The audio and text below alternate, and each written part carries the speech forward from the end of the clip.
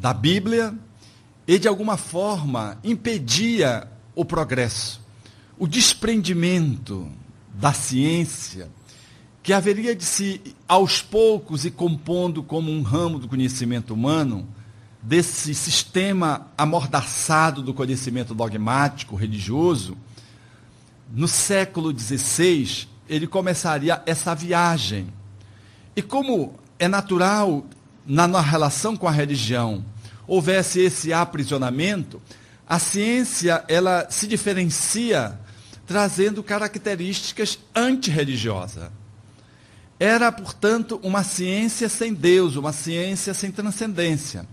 Era uma ciência que daria ensejo ao estudo apenas dos aspectos materiais. E esse caminho que vai permeando a filosofia e a arte vai ficando no meio, geraram a fragmentação do ser humano necessária para que o progresso, a evolução se estabelecesse na Terra.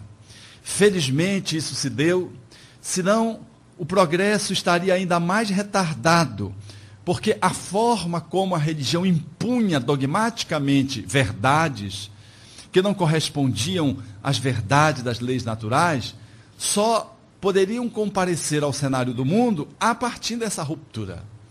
É aí que vai surgindo uma percepção da realidade humana, seja no âmbito filosófico, seja no âmbito científico, de uma forma diferenciada da religião, e trazendo o progresso para a humanidade. Mas é também natural que a ciência, nas suas diversas disciplinas, à medida que foram se estruturando com o tempo, elas pudessem falar da vida sem Deus, numa oposição clara à manifestação teológica, em função das sequelas, das dores que a religião tinha imposto ao ser humano ao longo de inúmeros séculos que a Idade Média conferiu. Uma religião que perseguiu em nome de Deus, que tudo enquadrava no seu estreito olhar dogmático, que gerou vítimas, que levava às fogueiras, que fazia, portanto, da perseguição um móvel para sustentar suas verdades. É natural, portanto, que essa fragmentação se estabelecesse. Então, quando o Espiritismo surge, ele surge no momento em que a ciência já tinha galgado o seu status, a filosofia estava muito bem diferenciada e a religião estava ainda sobre os ressentimentos daquele conhecimento que estava sendo colocado para o mundo e que o fazia de forma a ridicularizar a fé. Era, portanto, um momento em que o homem ficou esquartejado nas suas manifestações. O Espiritismo surgiria naquela oportunidade como uma ciência de consequências filosóficas e de aplicabilidade moral, trazendo, portanto, um comportamento que pudesse estar sustentado dentro dessa base científico-filosófica, mas restituindo ao homem a qualidade do vínculo com Deus, falando da fé, mas uma fé que era capaz de enfrentar a razão que a filosofia pudesse oferecer. Era uma doutrina que trazia os fatos, como diria Allan Kardec, o argumento sem réplica. O fato é o fato. Então, era uma doutrina que tinha essa grandiosidade, tinha esse formato monolítico de ciência, filosofia e religião artisticamente articulado. O Espiritismo, portanto, é uma doutrina com esse vigor.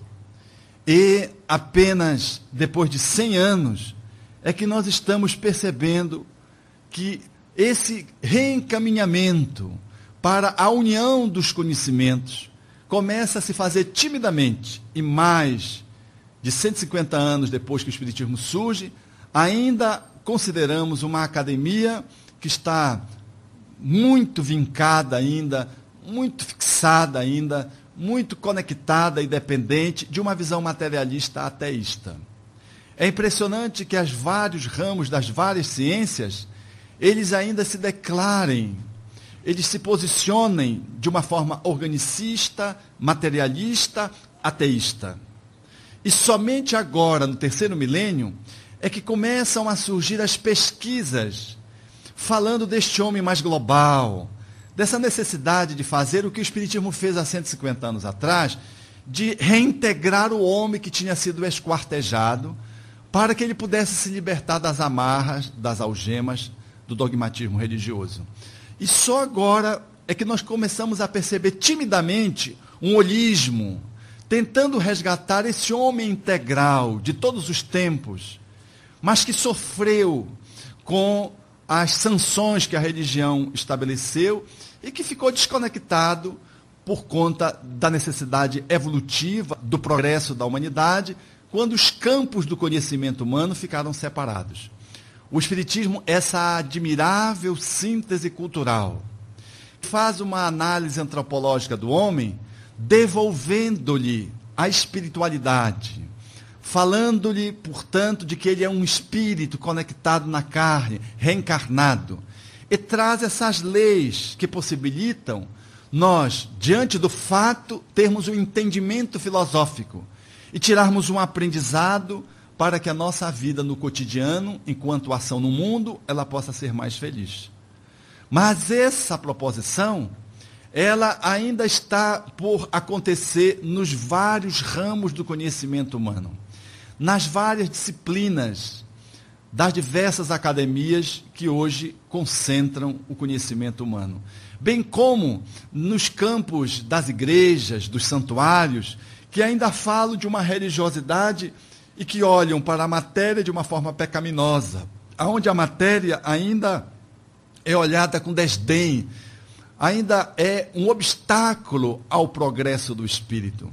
Não se compreende muito bem o link espírito e matéria. Essa dualidade ainda está posta nos dias de hoje, tanto na academia quanto nos templos religiosos. O Espiritismo, portanto, é esse campo do conhecimento humano que nós nem nos damos conta, talvez, assim, estudando o Espiritismo assim, de uma forma muito superficial, sem um aprofundamento, da grandiosidade que é o Espiritismo. O professor Pierre Vaio, doutor em psicologia, recém-desencarnado, criador da Universidade da Paz, fazendo a análise de um aluno que prestava uma tese de doutorado, haveria de dizer que Allan Kardec era, no Ocidente, a primeira pessoa que contribuiu com a humanidade, trazendo uma visão holística para a humanidade.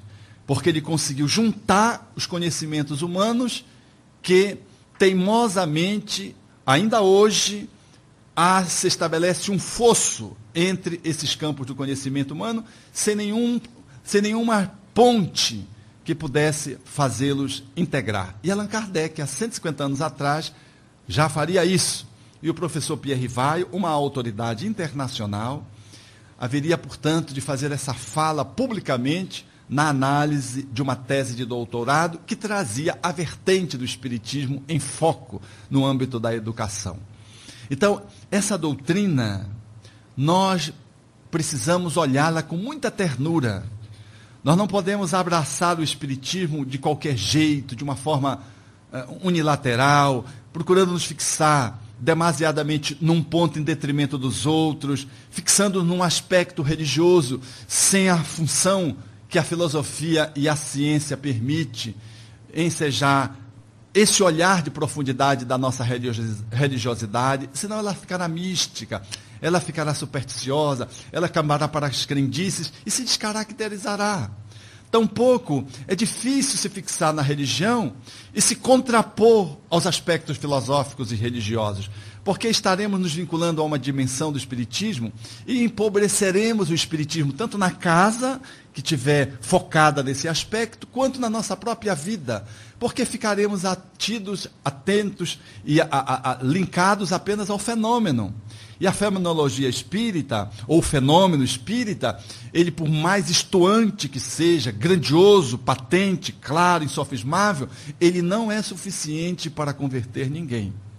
E se ficarmos na filosofia, nós vamos ter discursos maravilhosos, vamos encantar plateias, mas o Espiritismo não concretizará o seu objetivo último, que é de transformar a vida de quem fala.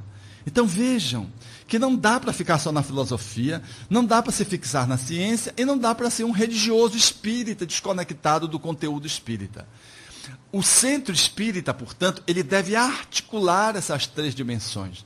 Aí está a dimensão científica nas reuniões mediúnicas, onde o fato abundante vem, o critério de análise, o ajuizamento para rejeitar verdades, tantas quantas forem necessárias, mas não admitir uma só teoria falsa da proposta de Erasto.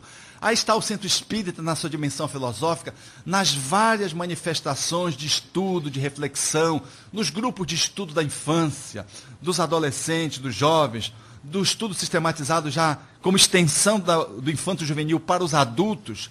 Aí estão as palestras, os seminários,